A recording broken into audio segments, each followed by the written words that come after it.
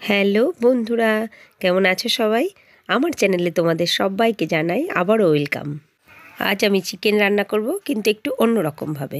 যদিও এরকমভাবে অনেকেই তোমরা কম বেশি করো। প্রথমেই আমি কেটে রাখা পেঁয়াজগুলোকে ভালো করে ভেজে নেব। আগেই ভিডিওতে দেখিয়েছি আমি সমস্ত রকম মশলা মাখিয়ে মাংসটা ম্যারিনেট করতে রেখে দিয়েছি।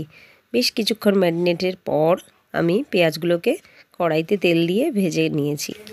মাংস ম্যারিনেটের সময় আমি কিন্তু পেঁয়াজ দিইনি, কাঁচা পেঁয়াজটা আমি কেটেই রেখেছিলাম। আর আলুগুলো আমি ভেজে নিয়েছি। ভেজে লাল লাল করে বেশ সুন্দর করে ভেজে এবার তুলে নেব।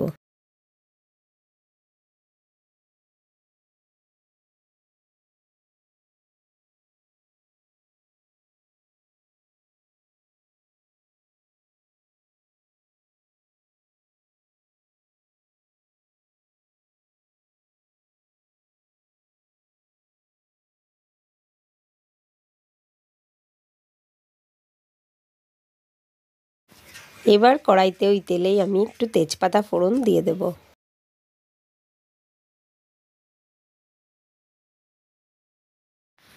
তারপর ম্যারিনেট করা মাংসগুলো সমস্তটা দিয়ে ভাজা পেঁয়াজগুলো দিয়ে দেব।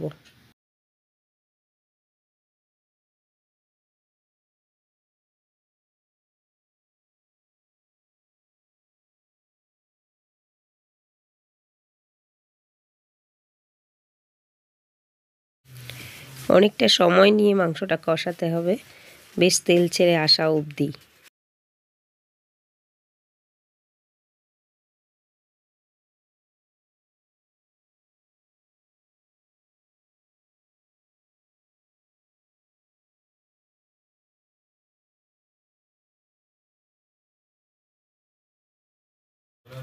এবারে ভেজে রাখা আলুগুলোও দিয়ে দেব।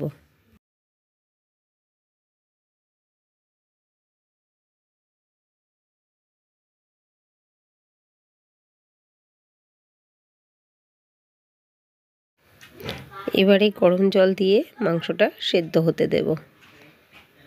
বাস হয়ে গেল আমার চিকেন রান্না।